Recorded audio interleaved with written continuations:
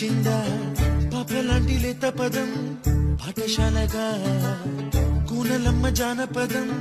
పల్లె దాటి వచ్చిందా చవడిల జానతనం పాట చూపగా